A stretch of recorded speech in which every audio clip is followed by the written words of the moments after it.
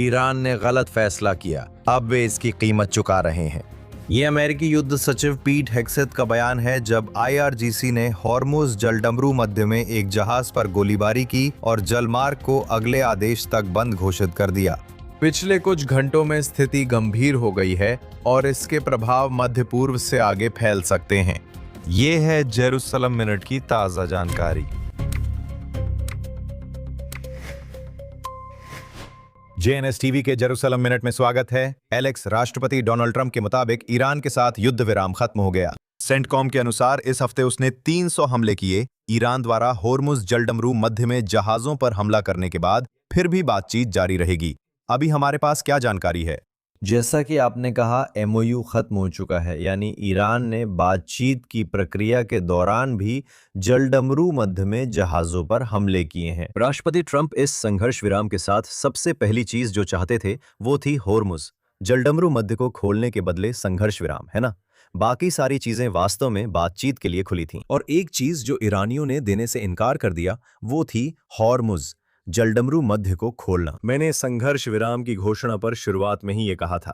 आप जानते हैं, इजराइल में सभी इस स्थिति से बहुत परेशान थे। मैंने कहा, इस स्थिति में मुझे 3 चीजों पर भरोसा है। पहली, हमारे दुश्मनों की इच्छा और क्षमता। वे दुश्मन बने रहेंगे, वे खुद को रोक नहीं सकते। वे इजराइल के दुश्मन बने रहना चाहते हैं। वे संयुक्त राज्य अमेरिका के भी दुश्मन बनना चाहते हैं। दूसरा, मुझे प्रधानमंत्री की क्षमता पर भरोसा है कि वे बहुत मुश्किल हालात में भी रास्ता निकाल सकते हैं। सिर्फ होर्मुज जलडमरू मध्य ही नहीं, बल्कि इस पूरे युद्ध में भी उन्हें कई अमेरिकी प्रशासन से निपटना पड़ा है। उन्हें हमास, हिजबुल्ला, हूथी, ईरान, कतरियों और तुर्कों से भी निपटना पड़ा है। वे बहुत सारी चीजों को संभाल रहे हैं। मुझे लगता है कि उन्होंने मुश्किल हालात में खुद को कुशल साबित किया है। तीसरी बात जिस पर भरोसा कर सकते हैं वो है राष्ट्रपति ट्रंप का अहंकार। और अगर ईरानी राष्ट्रपति ट्रंप के अहंकार को चुनौती देते रहेंगे और उन्हें अपमानित करने की कोशिश करेंगे तो मुझे लगता है कि किसी न किसी मोड़ पर राष्ट्रपति जाग जाएंगे। ये भी साफ नहीं है कि जब उन्होंने ईरान को इतना नुकसान पहुंचाया तो वे क्यों रुकना चाहेंगे और शुरुआत में ही एक जीवन रेखा देना चाहेंगे। लेकिन निश्चित रूप से संयुक्त राज्य अमेरिका और इजराइल सैन्य रूप से ईरान से कहीं अधिक शक्तिशाली हैं और इसलिए ये विराम वास्तव में संयुक्त राज्य अमेरिका या इजराइल की सैन्य रूप से लड़ाई जारी रखने की क्षमता को नुकसान नहीं पहुंचाता अगर उन्हें इसकी जरूरत पड़े। और मुझे लगता है कि हम जो अभी देख रहे हैं वो ये है कि राष्ट्रपति ईरानियों के साथ बहुत जल्दी अपना धैर्य खो रहे हैं। और दूसरी बात जो हमने शुरुआत में कही थी जब युद्ध विराम की घोषणा हुई थी वो ये थी कि कहानी अभी खत्म नहीं हुई है। यहाँ आप देख सकते हैं कि कहानी अभी खत्म नहीं हुई है। साथ ही आप देख सकते हैं कि राष्ट्रपति ईरानियों को सैन्य रूप से एक संदेश भेजना चाहते हैं ताकि एक विश्वसनीय सैन्य खतरा बनाए रखा जा सके।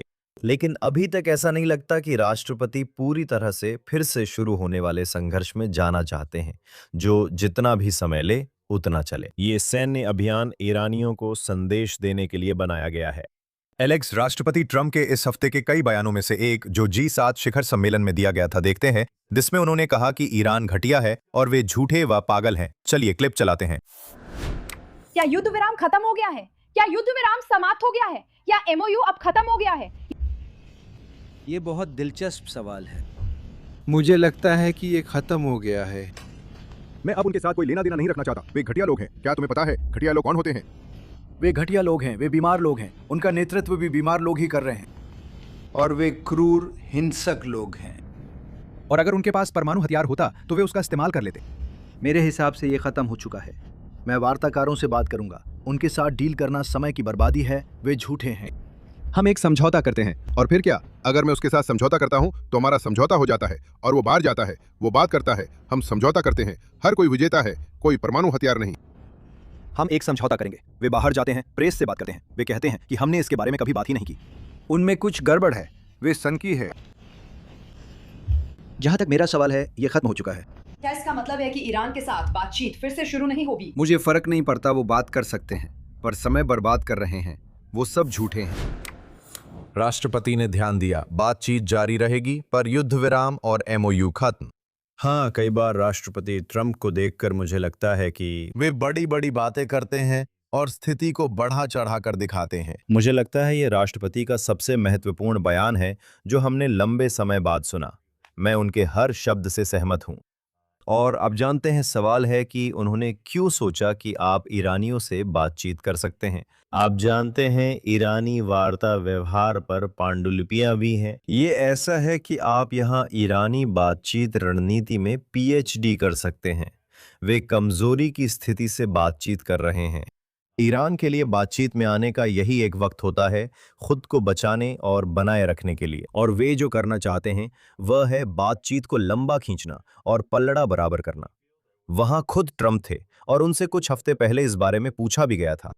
उनका सीधा हवाला दिया गया जब उन्होंने सवाल के रूप में जवाब दिया था कि 2020 में उन्होंने कहा था कि ईरानियों ने कभी कोई युद्ध नहीं जीता, लेकिन कभी भी बातचीत नहीं हारी। तो सवाल है, शुरुआत में ही आप उनसे क्यों बात कर रहे हैं? वे कह रहे हैं कि वे झूठे, धोखेबाज और घटिया लोग हैं।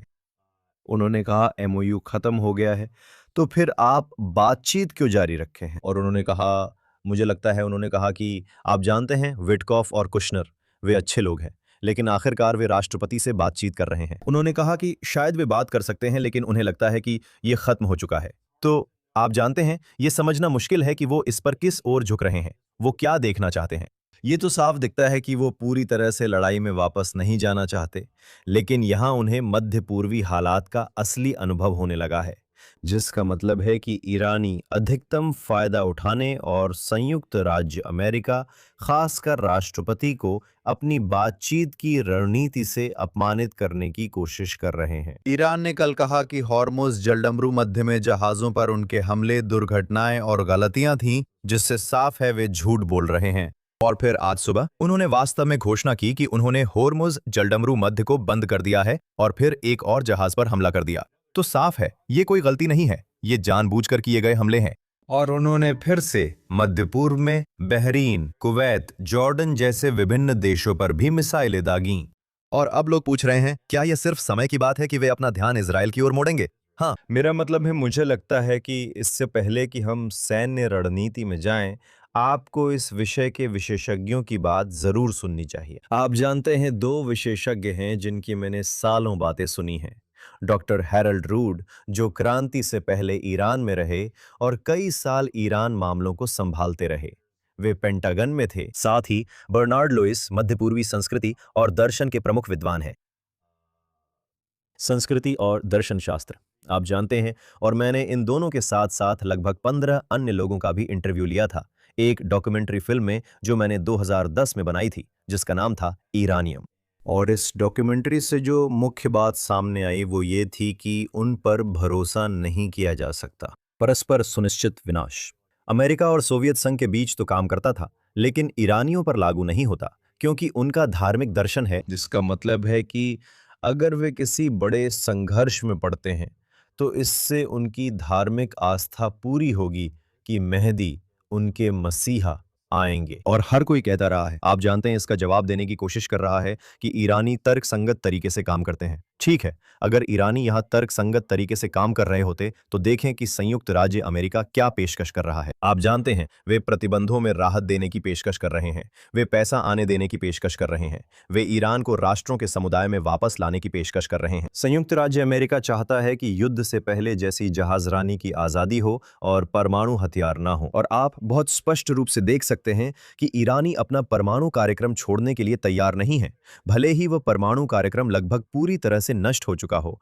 और वे नहीं। हॉर्मुज़ जलडमरू मध्य खोलने को तैयार है। आपने पहले इसका जिक्र किया था। राष्ट्रपति ट्रंप बातचीत क्यों जारी रखेंगे?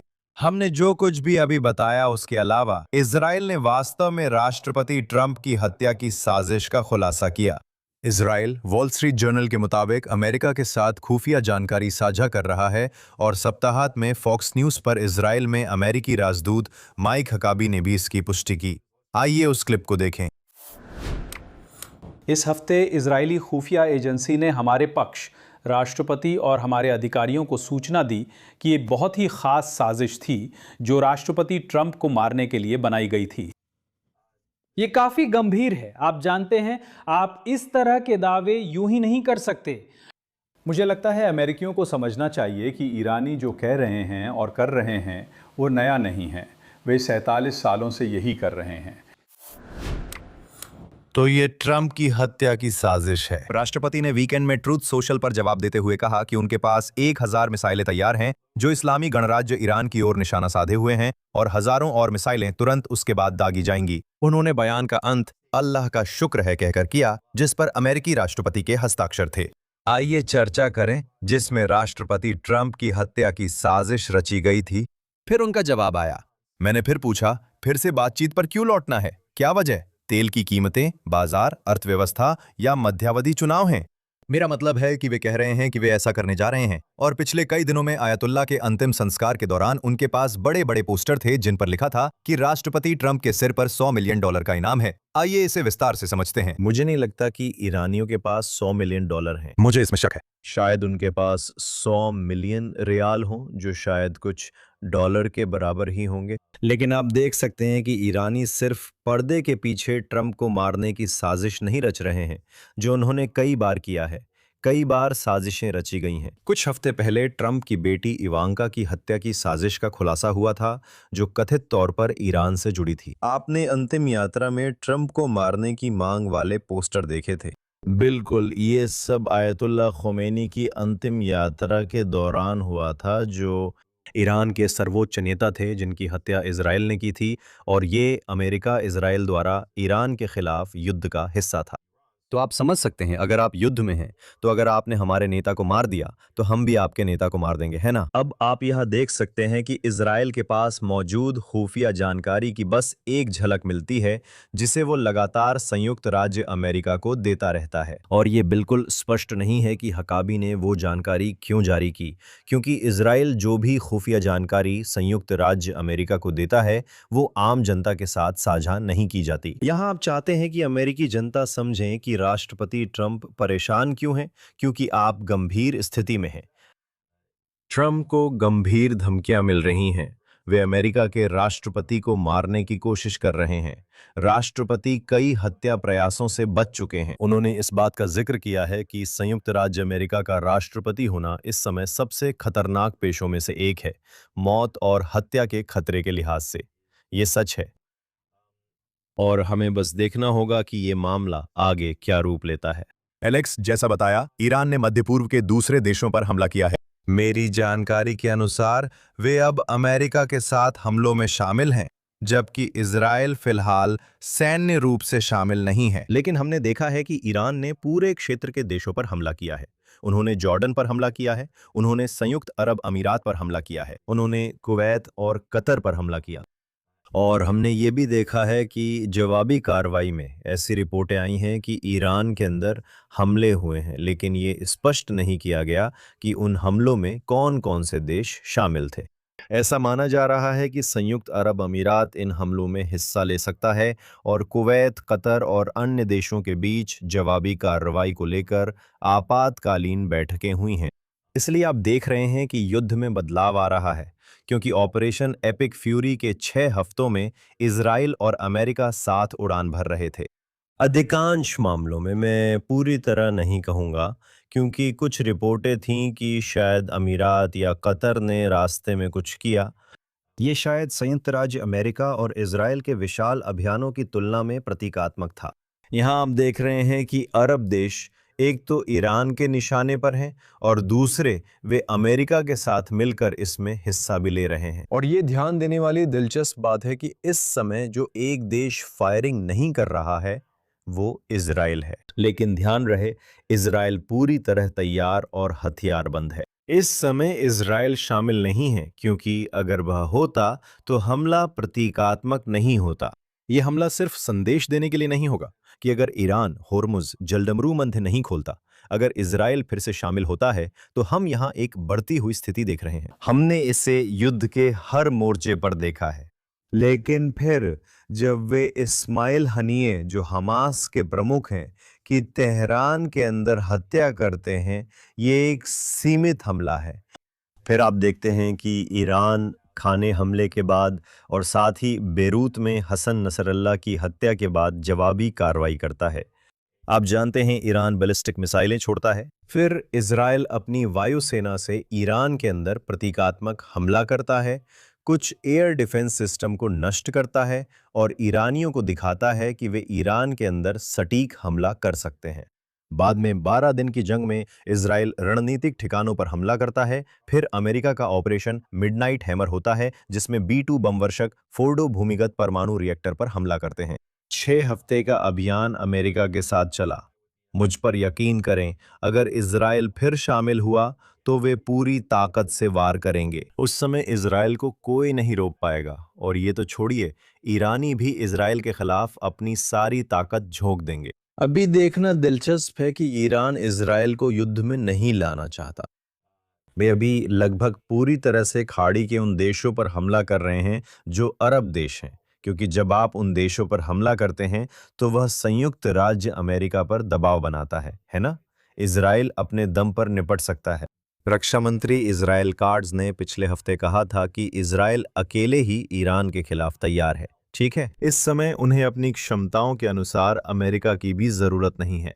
आप देख सकते हैं कि ईरान सबसे कम यही चाहता है कि इजराइल इसमें शामिल हो। वे अभी अमेरिका के खिलाफ अपनी किस्मत आजमाना चाहेंगे, क्योंकि उन्हें लगता है कि राष्ट्रपति ट्रंप उनकी बातचीत की गुहार से प्रभावित हो सकते हैं, है ना? उनके पास राष्ट्रपति से वादा करने के लिए चीजें हैं, जैसे होर्मुज जलडमरू मध्य को खोलना। इजराइल को इससे फर्क नहीं पड़ता, क्योंकि उसकी गैस या तेल वहीं से नहीं आती। वे ईरान को अस्तित्व के लिए खतरा मानते हैं। उन्हें जलडमरू मध्य की परवाह नहीं है। उन्हें राष्ट्रपति के अहंकार की परवाह नहीं है। उन्हें नेतन्याहू के अहंकार की भी परवाह नहीं है। यहां अहंकार की कोई बात नहीं है। ईरान नहीं चाहता कि इजराइल शामिल हो, क्योंकि इससे वे बाकी नेतृत्व को खत्म कर देंगे। वे इस शासन को हमेशा के लिए गिराने के लिए हर संभव कोशिश करेंगे। ईरानी कहते हैं, चलो हम अमेरिका के साथ अपनी किस्मत आजमाते हैं। और यह दिलचस्प है, क्योंकि संयुक्त राज्य अमेरिका इजराइल की तुलना में कहीं अधिक शक्तिशाली देश है। कुछ मामलों में इजराइल ईरान के लिए अमेरिका से भी बड़ा खतरा है। हाँ एलेक्स, जैसा कि आपने कहा, इजराइल पूरी तरह से तैयार है, और दूसरी ओर आईडीएफ का कहना है कि वे किसी भी स्थिति के लिए तैयार हैं अगर वास्तव में ईरान फिर से मिसाइलें दागना शुरू करता है। हाँ, और सिर्फ इसलिए कि इजराइल अभी खेल से बाहर है, इसका मतलब ये नहीं है कि इजराइल लंबे समय तक खेल से बाहर ही रहेगा। सही है? हाँ, ये 1 सेकंड में बदल सकता है। ये कई कारणों से बदल सकता है, खासकर अगर ईरान इजराइल पर हमला करता है, जिससे इजराइल फिर से युद्ध में आ सकता है। दूसरा ट्रिगर ये है कि अगर ट्रंप इजराइल से कहते हैं हम चाहते हैं कि तुम इसमें शामिल हो, या नेतन्याहू से कहते हैं हमारे साथ फिर लड़ो, तो सोचिए क्या होगा। जैसा कि मैंने कहा, इजराइल पूरी तरह तैयार है। जैसे राष्ट्रपति एपिक फ्यूरी में इजरायली फाइटर पायलट्स के साथ उड़ान भरने को तैयार थे, उसी तरह जैसे संयुक्त राज्य अमेरिका फोर्डो में बंकर बस्टर्स पर मदर ऑफ ऑल बॉम्ब्स गिराने के लिए तैयार था। अगर राष्ट्रपति कहें हमने अच्छा काम किया, फिर साथ लड़ना है, तो इजराइल आगे बढ़ेगा। हाँ बिल्कुल, अब मैं आगे बढ़ना चाहता हूँ एलेक्स। जैसा मैंने कहा, G7 से कई सुर्खियां आई। पिछले हफ्ते हमने तुर्की का मुद्दा भी उठाया था। राष्ट्रपति ट्रंप ने मंगलवार को कहा कि उनका प्रशासन तुर्की पर लगी पाबंदियां हटाने के लिए सक्रिय है, और हम दोस्तों पर पाबंदी नहीं चाहते। उन्होंने F-35 विमानों का मुद्दा उठाया, और राष्ट्रपति तुर्की को ये विमान देने की ओर बढ़ रहे हैं। आइए क्लिप देखें। मैं आपको बता सकता हूं, हम पाबंदियां हटाने जा रहे हैं। हम दोस्तों पर पाबंदी नहीं लगाना चाहते। यह बहुत सीधी सी बात है। बहुत सारे लोग हैं जिन पर हम पाबंदी लगा सकते हैं, और हम लगा भी रहे हैं। हम दोस्तों पर पाबंदी नहीं लगाना चाहते। और राष्ट्रपति की वजह से आप जानते हैं, हमारी सीरिया के नए नेता के साथ बहुत अच्छा संबंध है, और उन्होंने कमाल का काम किया है। 1.5 साल में ही उन्होंने देश को एकजुट किया है। तो एलेक्स, हम बस 1 मिनट में सीरिया के बारे में बात करेंगे। चलिए तुर्की पर ध्यान केंद्रित करते हैं। फिर से, वो दोस्तों पर प्रतिबंध लगाना नहीं चाहता। उन्होंने F-35 विमानों पर चर्चा की, और प्रधानमंत्री नेतन्याहू ने हाल ही में एक अमेरिकी इंटरव्यू में अमेरिका द्वारा तुर्की को ये विमान बेचने का विरोध किया। आइए इस क्लिप को देखें। राष्ट्रपति ट्रंप इस समय तुर्की में हैं। उन्होंने सुबह कहा कि वो तुर्की को F-35 फाइटर जेट्स बेचने पर विचार करेंगे, जो उनके लगाए गए प्रतिबंध को पलटने जैसा है। आपने कल कहा था इससे मध्य पूर्व में शक्ति संतुलन बिगड़ेगा। क्या ये बात आपने राष्ट्रपति ट्रंप को स्पष्ट की? हाँ, मैंने उनसे इस पर कई बार बात की है। और मुझे लगता है कि हर कोई समझता है कि राष्ट्रपति ट्रंप की एर्दोगान से व्यक्तिगत दोस्ती के बावजूद इससे तुर्की अमेरिका के लिए मित्रवत या मित्र राष्ट्र नहीं बन जाता, देश के लिए भी नहीं। ये शासन मुस्लिम ब्रदरहुड के प्रभाव में है, जो अमेरिका से नफरत करता है। वो हमास और उसके आतंकवादियों को शरण, समर्थन और वित्तीय सहायता देता है। उसने सभी विरोधियों को जेल में डाला। वो मेरे देश, एकमात्र यहूदी राष्ट्र को नष्ट करने की धमकी देता है और कहता है कि हमारा राष्ट्रों में कोई स्थान नहीं है। आप जानते हैं इसका क्या मतलब है? तीसरे नंबर पर गृह मंत्री कहते हैं कि वे यरूशलेम के गवर्नर बनने को उत्सुक हैं। नमस्ते एलेक्स, मैं इजराइल के लिए इसके महत्व पर बात करना चाहता हूं, लेकिन प्रधानमंत्री नेतन्याहू राष्ट्रपति ट्रंप को अपने दोस्त को लेकर सतर्क रहने की सलाह दे रहे हैं। आपने कहा है कि एर्दोगान महान नेता हैं, तुर्की अमेरिका का दोस्त नहीं है और देश में मुस्लिम ब्रदरहुड के तत्व हैं। हम नेतन्याहू, ट्रंप और तुर्की के त्रिकोण से क्या समझ सकते हैं? मान लीजिए हम राष्ट्रपति की बात मानते हैं और मैं व्हाइट हाउस में राष्ट्रपति और प्रधानमंत्री के साथ एक बार था जब नेतन्याहू एर्दोगान और उनके द्वारा पहले से ही कई महीने पहले की जा रही आक्रामक टिप्पणियों को लेकर चिंता जता रहे थे। उस समय राष्ट्रपति ने कहा, मैं इजराइल, नेतन्याहू और तुर्की के एर्दोगान के बीच मध्यस्थता करूंगा।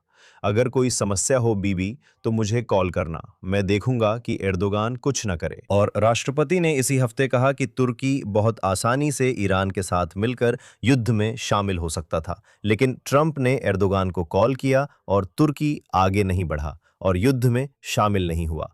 और यही समस्या है। ठीक है, समस्या राष्ट्रपति ट्रंप की कही बात में है, मूल रूप से कि तुर्की के पास युद्ध में शामिल होने का साधन और इच्छा दोनों है। तुर्की युद्ध में सिर्फ इसलिए शामिल नहीं हुआ क्योंकि राष्ट्रपति ने मना किया था, क्योंकि एर्दोगान राष्ट्रपति ट्रंप और अमेरिका से रियायतें पाने की कोशिश कर रहे हैं और उन्हें एहसास है कि अगर वो युद्ध में शामिल होते हैं तो उसके परिणाम होंगे, जैसे कि प्रतिबंध नहीं हटाए जाएंगे, F-35 विमान नहीं मिलेंगे और नेटो के साथ सख्त कदम उठाए जा सकते हैं। तो आप जानते हैं एर्दोगान यहाँ अपने हितों को अमेरिका के मुकाबले तौल रहे हैं, लेकिन सिर्फ इसलिए क्योंकि राष्ट्रपति ट्रंप कह रहे हैं कि एर्दोगान कितने शानदार हैं, जिससे आप जानते हैं एर्दोगान की प्रतिष्ठा दुनिया भर में बढ़ रही है और डंडे की बजाय ढेर सारी रियायतें दी जा रही हैं। तो समस्या क्या है? समस्या ये है कि अगर आप एर्दोगान से कहते हैं, ठीक है, मैंने आपसे ईरान के खिलाफ युद्ध में शामिल ना होने के लिए कहा था और आपने ऐसा नहीं किया, तो मैं उस भलाई के बदले आपको जो तोहफा देने जा रहा हूं वो ये है कि अब मैं आपको वे साधन दूंगा जिनकी आपको इजराइल के खिलाफ युद्ध लड़ने के लिए जरूरत है ना? ये कोई समझदारी की बात नहीं है, सही है ना? अगर वे कहते तुम अच्छा व्यवहार कर रहे हो इसलिए हम प्रतिबंध हटा देंगे, तो ये समझ में आता। प्रतिबंध मुश्किल था, लेकिन अब तुम बदल रहे हो और अच्छा व्यवहार कर रहे हो। मैं आर्थिक प्रतिबंध हटाऊंगा ताकि तुम्हारे मजबूत आर्थिक नेतृत्व में देश तरक्की करता रहे। लेकिन ये एर्दोगान की मांग का सिर्फ एक हिस्सा है। वे F-35 विमान मांग रहे हैं जो इजराइल के लिए खतरा है। हमने बताया था कि ये प्रतिबंध तुर्की द्वारा S-400 मिसाइल डिफेंस सिस्टम खरीदने पर लगे थे, सही है? तो यहाँ एक खुफिया खतरा भी है। अगर S-400 वहां पहुंच जाते हैं, अगर तुर्की के आसमान में F-35 के साथ S-400 का परीक्षण किया जाता है तो आप F-35 की स्टेल्थ तकनीक की जानकारी रूसियों को दे रहे हैं। ये ऐसी चीज है जो आप नहीं करना चाहेंगे, है ना? रूस यूक्रेन से लड़ रहा है, जो यूरोप और नेटो दोनों के लिए खतरा है, इसलिए रूस को कोई फायदा नहीं देना चाहिए। मुझे लगता है कि यहाँ समस्या है, क्योंकि अगर ट्रंप सही हैं और उनका एर्दोगान से रिश्ता है तो वो एर्दोगान को उस खतरनाक स्थिति से हटा सकते हैं। खैर, ये काफ़ी खतरनाक स्थिति है क्योंकि एर्दोगान और उनके डिप्टी अब बहुत ही कट्टर बयान दे रहे हैं, वैसे बयान जो हम कई सालों से ईरान से सुनते आ रहे थे। प्रधानमंत्री नेतन्याहू ने कहा है, जब वे आपको नक्शे से मिटाने की बात करें तो उन्हें गंभीरता से लें। तो मान लीजिए कि ट्रंप एर्दोगान को रोक सकते हैं। ट्रंप ज़्यादा समय तक राष्ट्रपति नहीं रहेंगे। और दूसरी बात यह है कि जैसा कि नेतन्याहू यहाँ जिक्र कर रहे थे, तुर्की के नंबर 2 फिदान, जो तुर्की के विदेश मंत्री हैं, तुर्की के गृह मंत्री, ये सभी एर्दोगान के संभावित उत्तराधिकारी हैं। अगर आपको एर्दोगान कट्टरपंथी लगते हैं तो आगे वाले भी कम कट्टरपंथी या ज्यादा तर्कसंगत नहीं है। असल में वे इजराइल के खिलाफ दावे और मध्य पूर्व में उस्मानी साम्राज्य फिर से स्थापित करने की इच्छा में और ज्यादा आक्रामक है। एलेक्स, शिखर सम्मेलन में राष्ट्रपति ट्रंप ने सीरियाई राष्ट्रपति अहमद अल शरा जोलानी से मुलाकात की, जो 25 वर्षों में किसी अमेरिकी राष्ट्रपति की पहली सीरियाई नेता से मुलाकात थी। आपने उन्हें वहां देखा था? ये राष्ट्रपति ट्रंप और अल शरा के बीच दोस्ती जैसी लगती है। मुझे लगता है कि राष्ट्रपति ट्रंप से सीरिया और अमेरिका की आतंकवाद सूची पर सवाल अहम था। और राष्ट्रपति ने कहा, उद्धरण, सीरिया अब बहुत स्थिर हो गया है। यह वास्तव में स्थिर हो गया है और हमें इस पर गर्व है। वे सीरिया को आतंकवाद सूची से हटाने पर विचार कर रहे हैं। राष्ट्रपति को अल शरा वाकई बहुत पसंद है। मेरा मतलब है, उन्होंने ये बात बहुत स्पष्ट कर दी है। अगर आप इस क्षेत्र में नजर डालें तो ऐसा लगता है कि संयुक्त राज्य अमेरिका के राष्ट्रपति ताकतवर लोगों का सम्मान करते हैं। ठीक है, वो एर्दोगन का सम्मान करते हैं, वो अल शरा का सम्मान करते हैं, वो कतर में अल्तानी का सम्मान करते हैं, वो पाकिस्तान के फील्ड मार्शल का भी सम्मान करते हैं, और एक हद तक देखिए वो नेतन्याहू का भी बहुत सम्मान करते हैं। भले ही वो नेतन्याहू से सहमत ना हो, लेकिन वो उनका सम्मान करते हैं क्योंकि नेतन्याहू मजबूत हैं। आप जानते हैं सीरिया में अल शरा ने जो किया है उसमें उन्होंने स्थिरता कैसे बनाई? डर पैदा करके। मेरा मतलब है, उन्होंने अलावीटों को मार डाला है, उन्होंने ईसाइयों को मार डाला है, उन्होंने ड्रूज को मार डाला है। इजराइल को वहां मौजूद ड्रूज अल्पसंख्यक की रक्षा के लिए वास्तव में सीरिया के अंदर हमला करना पड़ा है। याद रखिए कि इजराइल के अंदर भी मेरा मानना है कि वहां लगभग 1,50,000 ड्रूज हैं। तो आप जानते हैं, इजराइल उन अल्पसंख्यकों की रक्षा के लिए आगे आ रहा है।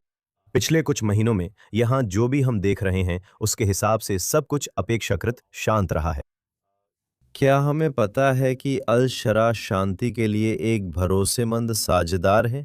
मुझे नहीं लगता कि किसी ऐसे व्यक्ति पर भरोसा किया जाना चाहिए जिसे तुर्की का समर्थन मिला हो और जिसका अतीत में अल-कायदा से संबंध रहा हो। राष्ट्रपति ट्रंप के लिए स्थिति कुछ स्थिर होती दिख रही है और मुझे लगता है कि बशर असद के विकल्प के रूप में शायद स्थिति जरूरी नहीं कि और भी खराब हो, लेकिन निश्चित रूप से आप जानते हैं ये वही मामला है कि क्या जाना पहचाना शैतान अनजाने शैतान से बेहतर है। हम अल शरा से निपटने में सहज होने लगे हैं, तो अब अल शरा वो शैतान है जिसे हम जानते हैं। हाँ बिल्कुल। साथ ही एलेक्स, मैं चाहता हूं कि अगर हम कर सकें तो अपना ध्यान गाजा की ओर मोड़ें। ट्रंप का बोर्ड ऑफ पीस दक्षिणी गाजा में एक पायलट मानवीय क्षेत्र बना रही है ताकि हमास के नियंत्रण से बाहर और जांचे गए फिलिस्तीनी नागरिकों को शरण मिल सके। इस योजना का उद्देश्य सुरक्षित मानवीय क्षेत्र बनाना है जहां नागरिक हमास के नियंत्रण से बाहर शरण और सेवाएं पा सकें।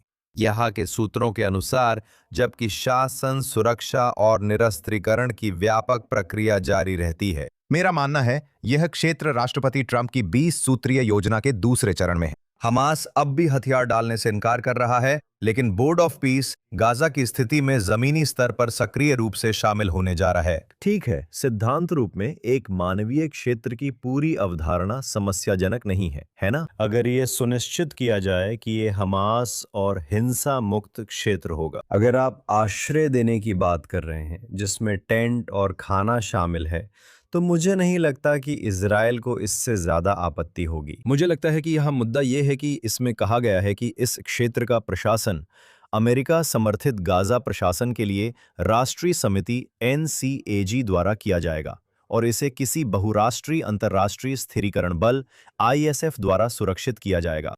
तो सवाल यह है कि ये NCAG क्या है, ये समिति क्या है? इसे फिलिस्तीनियों द्वारा चलाया जाएगा और सवाल ये है कि क्या ये सिर्फ हमास के लिए एक आवरण है? सबसे बड़ा खतरा ये है कि हमास कहे, ठीक है, आप जीत गए, अब हम प्रभारी नहीं हैं। अब कुछ फिलिस्तीनियों को जिम्मेदारी दी गई है और वे ही शासकीय समिति हैं, हम नहीं। लेकिन हमास पूरी तरह से हथियार नहीं डालता और गाजा के प्रशासन के लिए ये राष्ट्रीय समिति किसी तरह का आवरण प्रदान करती है जिससे हमास को काम करने की अनुमति मिल जाती है। कुछ रिपोर्टों में कहा गया है कि गाजा प्रशासन के लिए राष्ट्रीय समिति हमास के साथ काम करना चाहती है। सही है? सवाल ये है कि ये आतंकवादी बनाम सूट पहने आतंकवादी जैसा है। हमास और फिलिस्तीनी प्राधिकरणों में यही फर्क रहा है। प्राधिकरण महमूद अब्बास एक आतंकवादी हैं, लेकिन वो सूट पहनते हैं। यासिर अराफात की तरह नहीं, जो हमेशा कैफिये पहनते थे और पिस्तौल लहराते थे। तो महमूद अब्बास कहते हैं, आप जानते हैं मैं अलग हूँ, मैं मध्य मार्गी हूँ, मुझे देखिए मैं सूट पहनता हूँ। लेकिन वो बस वही कर रहे हैं, वो यासिर अराफात के उद्देश्यों को आगे बढ़ा रहे हैं, बस सूट पहनकर वही कर रहे हैं। अल शारा एक आतंकवादी है जिसने सूट पहनने का फैसला किया, तो यही असली खतरा है। और दूसरा खतरा ये है कि अगर मानवीय सहायता क्षेत्र ठीक से चलता है, अगर अंतर्राष्ट्रीय स्थिरीकरण बल है, तो शांति बोर्ड कहेगा, देखो हमारे पास बढ़त है, देखो अब हमास शांत है, हम उनसे निपट सकते हैं, अब पुनर्निर्माण प्रक्रिया शुरू करें। और अगर ऐसा हमास के पूरी तरह से निरस्त्रीकरण के बिना होता है, तो यह एक समस्या है। अगर यह बिना किसी उग्रवाद निरोधी कार्यक्रम के होता है, तो यह भी एक समस्या है। हमने देखा था कि उग्रवाद निरोधी कार्यक्रम के जिम्मेदार जैसन ओल्सन ने इस्तीफा दे दिया है, क्योंकि उन्होंने समझा कि कतरियों का गाजा पट्टी के अंदर मामलों में ज़रूरत से ज़्यादा प्रभाव है। हमारे पास चिंता करने को बहुत कुछ है। अगर हम सिर्फ खाने, टेंट और मानवीय क्षेत्र की बात करें, तो ये कुछ ऐसा है जिसे अमेरिका ने युद्ध के वक्त भी करने की कोशिश की है।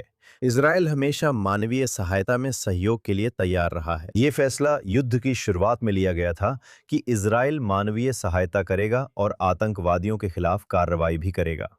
इजराइल मानवीय सहायता का विरोधी नहीं है, मुद्दा है कि आतंकवादियों को निरस्त्र किया जाएगा या नहीं। एलेक्स, अब आगे बढ़ते हैं।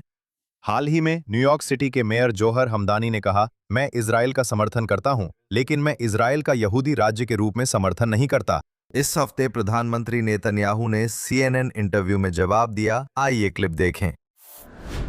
वे अपने मतलब से भूल जाते हैं कि मध्य पूर्व का एकमात्र लोकतंत्र इजराइल है, जहां 20% नागरिक मुस्लिम हैं। वे नहीं हैं, लेकिन वे सुप्रीम कोर्ट में बैठते हैं। वे नेसेट हमारे संसद में हैं। वे जीवन के हर क्षेत्र में हमारे साथ हैं। मध्य पूर्व में वही एकमात्र जगह है जहां वास्तव में वो समानता है जिसके बारे में वो बात कर रहे हैं। लेकिन उसने या उसके समर्थकों ने हमास का समर्थन किया है, जिन्होंने लोगों की हत्या की, हमारे पुरुषों का सिर काटा, महिलाओं के साथ बलात्कार कर उनकी हत्या की और बच्चों को जिंदा जला दिया। उसने कहा नदी से समंदर तक और उनका समर्थन किया। ये महज निंदता नहीं बल्कि हास्यास्पद और बेतुका है।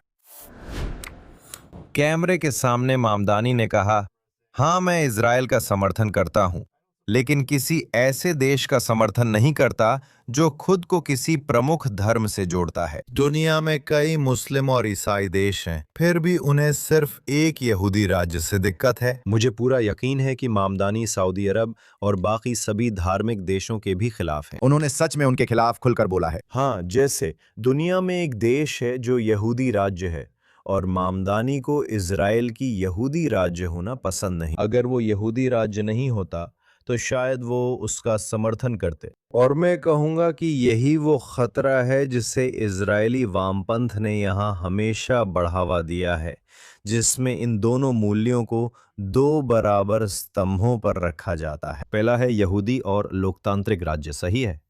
जब वे कहते हैं यहूदी और लोकतांत्रिक, तो लोकतांत्रिक का मतलब क्या है? लोकतांत्रिक का मतलब है कि जॉर्डन नदी और भूमध्य सागर के बीच हर एक फिलिस्तीनी को बराबर मतदान का अधिकार मिले। उन्हें निज़िस्ट के चुनाव में वोट देने का अधिकार दें, उन्हें नेतृत्व चुनने दें।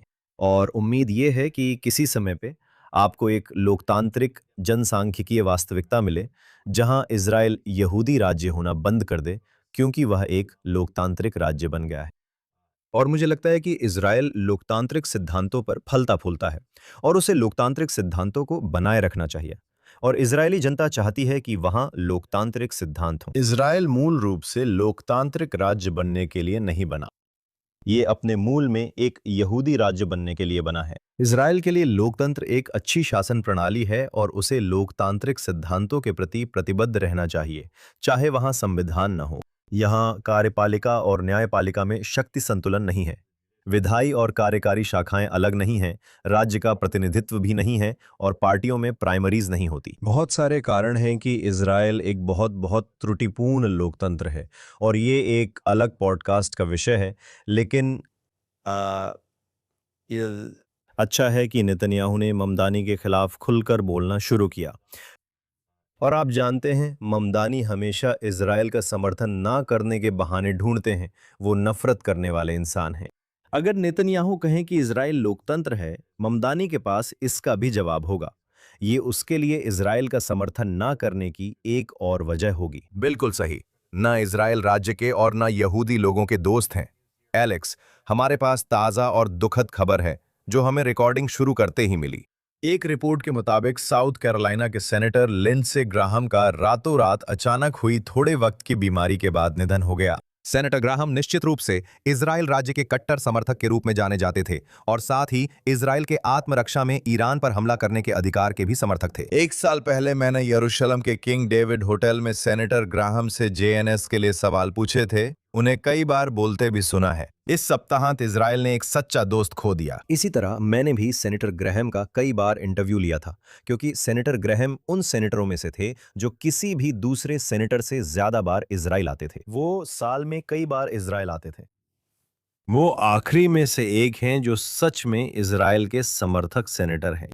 और जब आप उनके गुजर जाने की खबर सुनते हैं तो आप सोचते हैं कि सेनेट और हाउस में इजराइल के लिए भविष्य में समर्थन कैसा रहेगा। आप देख सकते हैं कि सेनेटरों और कांग्रेसी सदस्यों की एक पुरानी पीढ़ी है। वो लोग जिन्होंने, आप जानते हैं, 1973, 1967 के युद्धों के दौरान इजराइल को देखा है, वे समझते हैं कि इजराइल को किन अस्तित्वगत खतरों का सामना करना पड़ता है। वे दोनों देशों के साझा मूल्यों को भी समझते हैं। लेकिन अगर लिंडसे ग्राहम की बात करें, जैसा कि आपने कहा, वे इजराइल के बड़े समर्थक रहे हैं। वे इजराइल को अमेरिकी हथियारों की बिक्री के बड़े समर्थक थे और इजराइल के लिए सैन्य सहायता पैकेजों के भी बड़े समर्थक थे। वे अब्राहम समझौते और इजराइल तथा खाड़ी देशों के बीच आर्थिक सामान्यीकरण के बड़े समर्थक थे और इजराइल तथा सऊदी अरब के बीच सामान्यीकरण के भी बहुत बड़े समर्थक थे। हाँ, और जैसा कि आपने कहा, वे वास्तव में यह भी अच्छी तरह समझते थे कि ईरान सिर्फ इजराइल के लिए ही नहीं बल्कि पूरे मध्य पूर्व की स्थिरता के लिए भी खतरा है। और वे राष्ट्रपति के ईरान पर किए गए हमलों और इजराइल द्वारा ईरान पर किए गए हमलों के बड़े समर्थक थे। मैं ये कहना चाहूंगा कि लिंडसे ग्राहम भी 2 राज्य समाधान के समर्थक थे। सही है। आप जानते हैं, और वो एक ऐसा क्षेत्र था जिसमें मैं हमेशा ग्राहम से असहमत रहा। लेकिन हाल के वर्षों में वो 2 राज्य समाधान की पैरवी या कुछ इसी तरह की बात कर रहे थे। मुझे लगता है कि वो फिलिस्तीनियों के लिए, कहें तो, पूर्ण राज्य से कम दर्जे वाली किसी पहल से संतुष्ट थे, क्योंकि उनका मानना था कि ऐसा करने से, यानी फिलिस्तीनी राज्य की किसी तरह की मान्यता देने से, इजराइल और सऊदी अरब के बीच सामान्यीकरण हो जाएगा। तो उन्होंने इसे उसी संदर्भ में देखा। लेकिन ये आपको ये दिखाने के लिए भी है कि जो लोग आपकी नीतियों से 100% सहमत नहीं होते, वे भी आखिरकार आपके दोस्त और आपके सहयोगी हो सकते हैं। और इसलिए मैं जानता हूं कि प्रधानमंत्री नेतन्याहू को लिंडसे ग्राहम के लिए गहरा स्नेह और सराहना है। मुझे लगता है कि यहाँ सभी इजरायली इस खबर को जानकर उनके निधन से दुखी होंगे, और हम केवल यही आशा कर सकते हैं कि हमें और भी ऐसे सांसद और सेनेटर्स मिलें जिनका इजराइल के प्रति लिंडसे ग्राहम जैसा गहरा स्नेह हो, भले ही कुछ नीतियों पर असहमति हो। सेनेटर लिंडसे ग्राहम की आत्मा को शांति मिले। इस हफ्ते का यरूशलेम मिनट यहीं जेएनएस टीवी पर समाप्त होता है। मैं जॉश आइजन, जेएनएस संवाददाता और सीईओ एलेक्स क्रैमन के साथ। सब्सक्राइब करें, जेएनएस टीवी पर शानदार कंटेंट देखें, सुपर थैंक्स दें और इजराइल, मध्य पूर्व व यहूदी जगत की ताज़ा खबरों के लिए jnss.org पर जाएं। यहाँ जेएनएस टीवी पर पर्दे के पीछे काम करने वाले सभी लोगों को बड़ा सलाम, और हम आपसे अगले हफ्ते यरूशलेम मिनट में यहीं JNS टीवी पर मिलेंगे।